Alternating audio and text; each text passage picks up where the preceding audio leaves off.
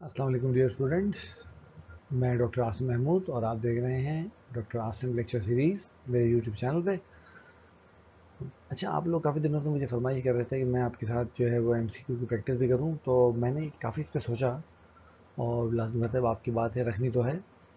तो मैंने इस पे ये सोचा कि बजाय इसके कि मैं आपको वही पुराने ओल्ड फैशन तरीके से शीटें दूँ, आप उसको सॉल्व करें, फिर मैं की अपलोड करूँ और ये करूँ वो करूँ, उससे बहुत बेहतर है कि मैं उसको एक लेक्चर की फॉर्म में ले आऊँ।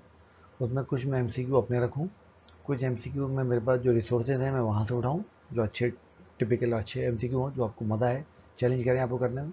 और साथ ही साथ मैं आपको चैप्टर वाइज जितने आज तक के एंट्री टेस्ट में पास पेपर में क्वेश्चन आ चुके हैं वो मैं करवा दूँ।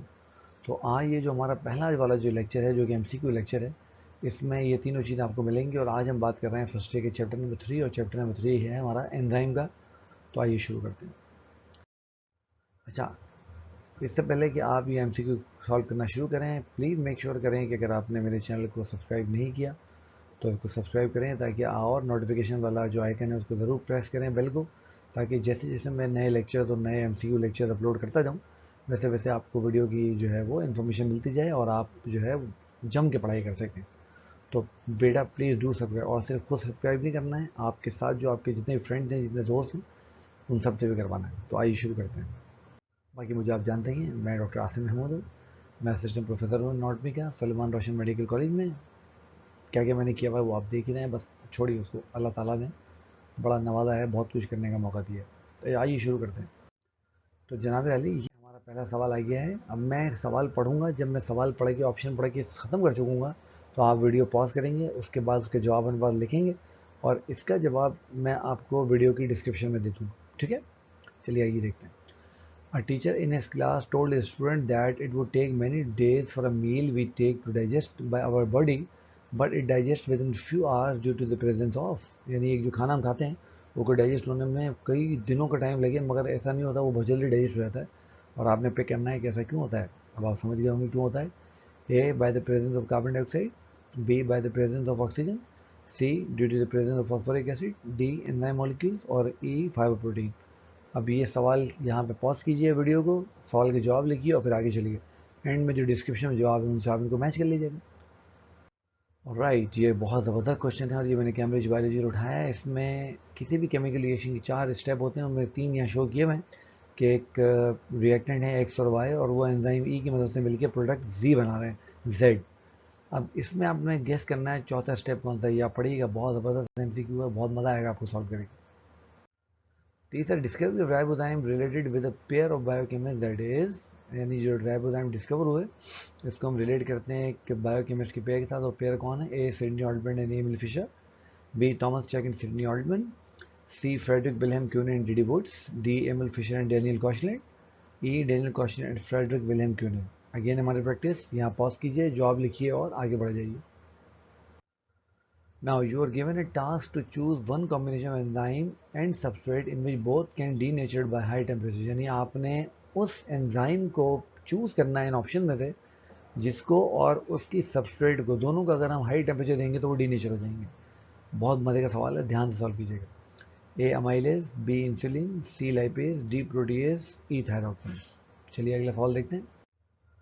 Now, to trigger a chemical reaction, particular amount of energy is required. That triggering amount of energy is known as, यानी किसी भी रिएक्शन को स्टार्ट करने के लिए आपको उसको एनर्जी देनी होती है, आपने बताना है उस एनर्जी का नाम क्या है। A, reactivation energy, B, activation energy, C, chemical energy, D, metabolic energy and E, biochemical energy. नया क्वेश्चन है। All enzymes are produced in A digestive system, B, cytoplasm, C, nucleoplasm only, D, protoplasm and E, blood. बहुत ध्यान से, बहुत tricky सवाल है, जितना आसान लग रहा है उतना आसान है नहीं, ध्यान से सॉल्व कीजिएगा। तो बहुत ही कमाल का एक सवाल है। मैं इसको आपको रीड आउट, इसमें रीड आउट तो कर क्या करना है, इसमें आप देख रहे हैं कि ये एक एंजाइम बना हुआ है। मैं इसको आपके सामने लेबल कर लेता हूँ।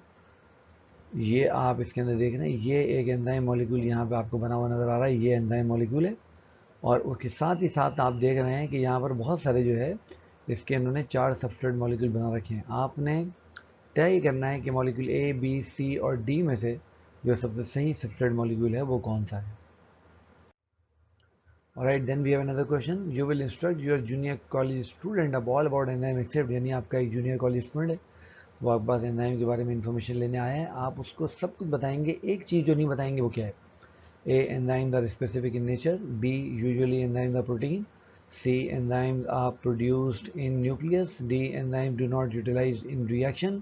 E. Enzymes are globular protein molecules. आपको पता है इसमें कौन सा जवाब ऑप्शन गलत है, वो चूज कीजिए, डिस्क्रिप्शन में जवाब देख लीजिएगा।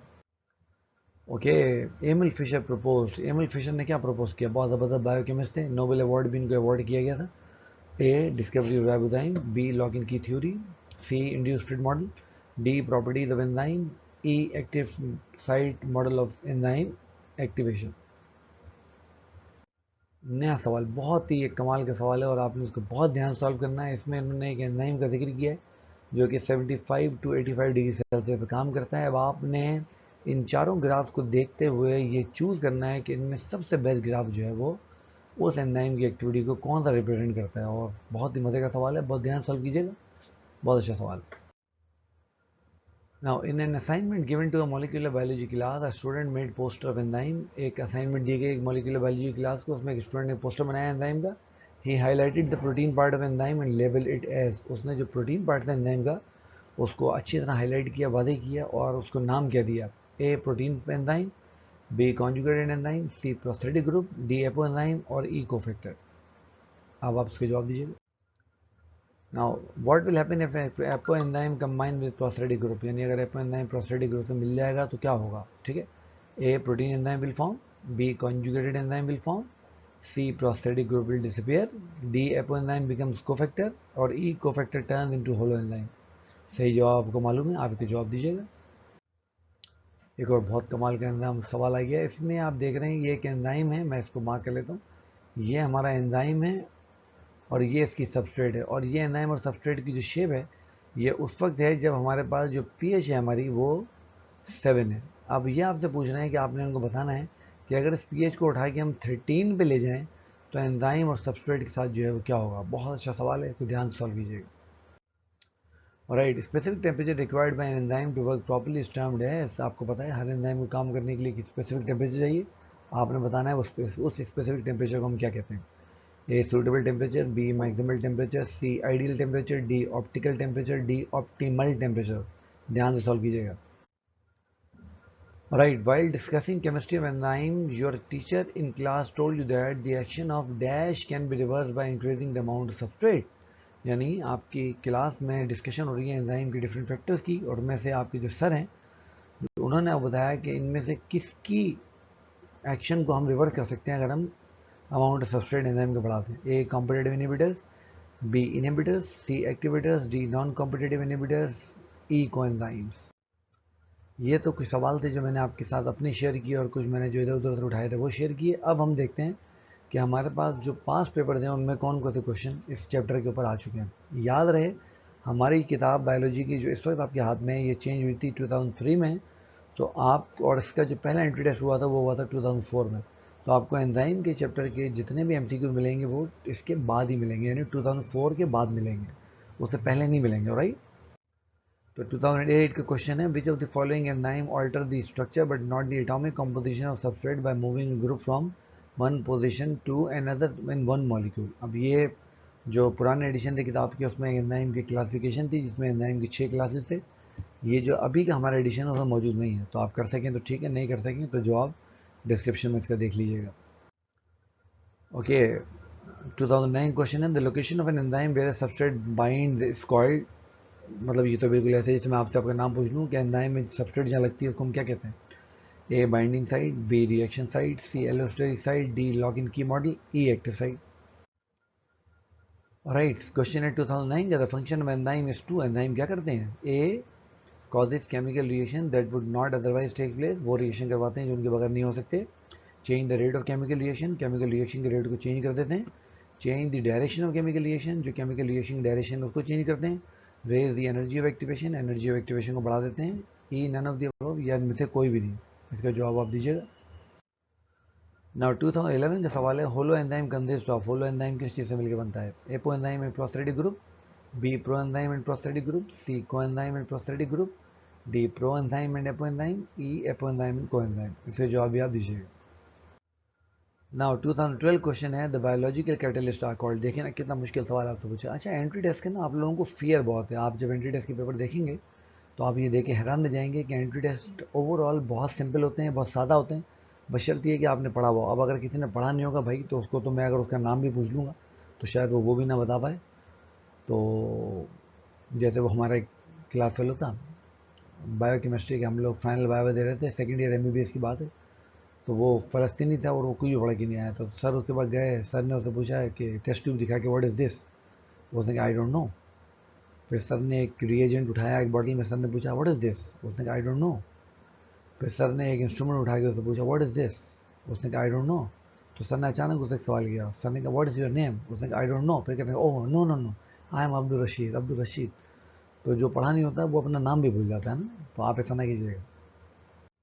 तो बेटा this is all about enzyme and MCQs of the enzyme. आप देख रहे हैं biology lecture series by doctor Asim. अब मैं इंशाल्लाह रेगुलर बेसिस पे आपके साथ चैप्टर वाइज एमसीक्यू सॉल्व करता रहूँगा। आपने मेक श्योर करना है कि आप मेरा चैनल सब्सक्राइब करें। सब्सक्राइब करके जो बेल ऐप का बटन है उसको ज़रूर प्रेस करें ताकि जैसे जैसे नए लेक्चर आते जाएँ आपको उसकी अपडेट मिलती जाए। तो नेक्स्ट टाइम मैं आपके साथ मिलूँगा एक नए चैप्टर के साथ, उस नए एमसीक्यू के साथ। इसमें जो बड़े चैप्टर्स होंगे हम उनको डिवाइड कर लेंगे और उनके एमसीक्यूज को भी डिवाइड कर लेंगे ना। जैसे ट्रांसपोर्टेशन बहुत बड़ा चैप्टर है तो उसको डिवाइड कर लिया, सेल को डिवाइड कर लिया, और जो छोटे चैप्टर होंगे वो हम एज ए होल कर लिया करेंगे। तो बेटा आपसे नेक्स्ट टाइम मुलाकात होगी। टिल देन अपना बहुत ख्याल रखिएगा, मेरे लेक्चर देखते रहिएगा। अल्लाह हाफिज़।